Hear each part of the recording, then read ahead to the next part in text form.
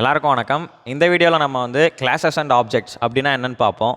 So first வந்து class அப்படின்னா என்னென்னா ஒரு ஜாவா ப்ளூ பிரிண்ட் அப்படின்னா ஜாவா டெஃபினிஷன் பிளாக் அப்படின்னு நம்ம சொல்கிறோம். ஸோ அந்த ப்ளூ பிரிண்ட்டோ இல்லை அந்த டெஃபினிஷன் பிளாக்குள்ளே என்ன இருக்கும் அப்படின்னு பார்த்தீங்கன்னா ஸ்டேட்ஸ் அண்ட் பிஹேவியர்ஸ் அப்படின்னு நம்ம சொல்கிறோம். ஸோ அதாவது கிளாஸ்ன்றது பார்த்தீங்கன்னா ஒரு ப்ளூ பிரிண்ட் அப்படின்னா definition block which will have its own states and behaviour அப்படின்னு நம்ம சொல்கிறோம். ஸோ ஸ்டேட்ஸ் அப்படின்றது இங்கே என்ன ரெஃபர் பண்ணுதுன்னா அதோட டேட்டா மெம்பர்ஸ். அதேமாதிரி பிஹேவியர் அப்படின்றது என்ன ரெஃபர் பண்ணுதுன்னா அதோட ஃபங்க்ஷனாலிட்டிஸ். ஸோ ஃபார் எக்ஸாம்பிளுக்கு வந்து நாங்கள் கார்னு ஒரு கிளாஸ் க்ரியேட் பண்ணியிருக்கேன். ஸோ காருன்ற கிளாஸுக்குள்ளே என்னென்ன ஸ்டேட்ஸ்லாம் இருக்கும். ஸோ காருக்குன்னு ஒரு பிராண்ட் இருக்கும், ப்ரைஸ் இருக்கும், கலர் இருக்கும், இயர் ஆஃப் மேனுஃபேக்சர் இருக்கும், எவ்வளோ பேர் அந்த காரை வாங்கியிருக்காங்க அப்படின்ற மாதிரி எல்லா டீட்டெயில்ஸும் இருக்கும் இல்லையா. ஸோ இது எல்லாமே நம்ம டேட்டா மெம்பர்ஸ்னு சொல்லுவோம். டேட்டா மெம்பர்ஸ்னால் ஒன்றும் இல்லை, நார்மல் வேரியபிள்ஸ் தான். அது கிளாஸுக்குள்ளே எழுதுகிறப்ப டேட்டா மெம்பர்ஸ் நம்ம சொல்லுவோம். ஓகேவா.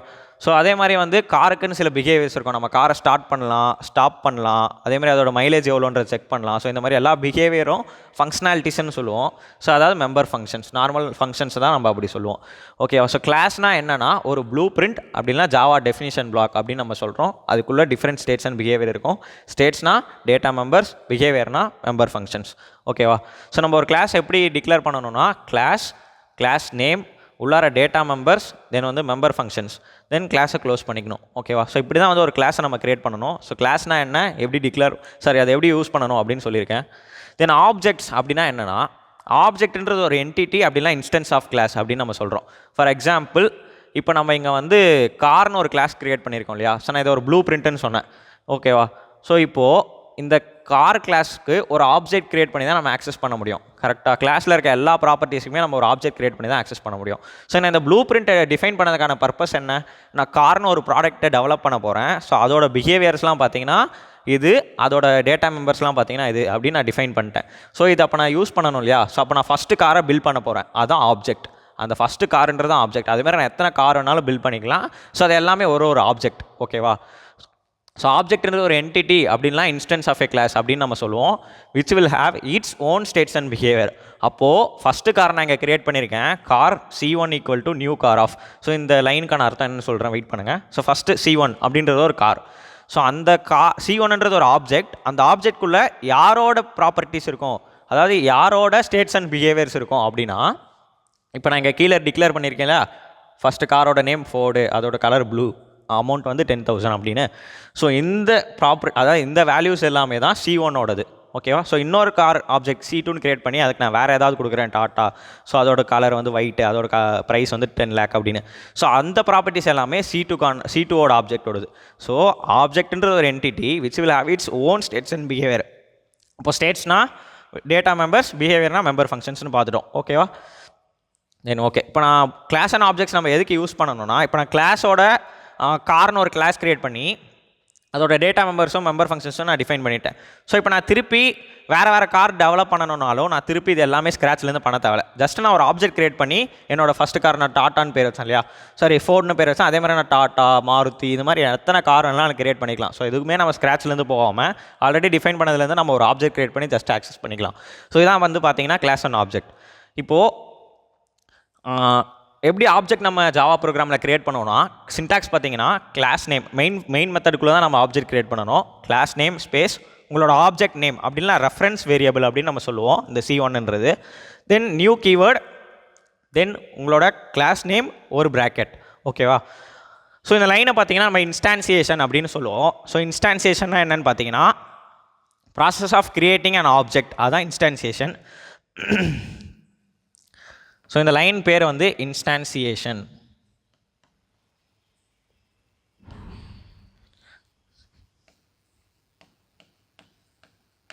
Process of creating an object வந்து இன்ஸ்டான்சியேஷன் அப்படின்னு நம்ம சொல்கிறோம். ஓகே, இப்போ நான் C1 அப்படின்னு ரெஃபரன்ஸ் வேரியபிள் வச்சுருக்கேன். ஸோ ஃபஸ்ட்டு காரோட பிராண்டுக்கு நான் பிராண்ட் நேம் கொடுத்துட்டேன்.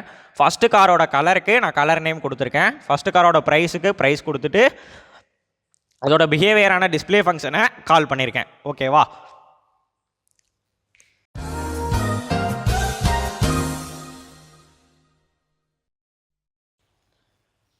ஓகே, இப்போ நான் வந்து C1 அப்படின்னு ஒரு ஆப்ஜெக்ட் க்ரியேட் பண்ணியிருக்கேன். ஸோ இந்த சின்டாக்ஸ் பார்த்தீங்கன்னா class name space reference variable equal to new class name of. ஓகேவா. ஸோ இந்த C1ன்றது என்னோட ரெஃபரன்ஸ் வேரியபிள் ஃபஸ்ட்டு காரோட ஆப்ஜெக்ட் அப்படின்னு வச்சுக்கோங்க. ஸோ இந்த ரெஃபரன்ஸ் வேரியபிள் வச்சு தான் நம்ம எல்லா ப்ராப்பர்ட்டிஸையும் இனிஷியலைஸ் பண்ண போகிறோம்.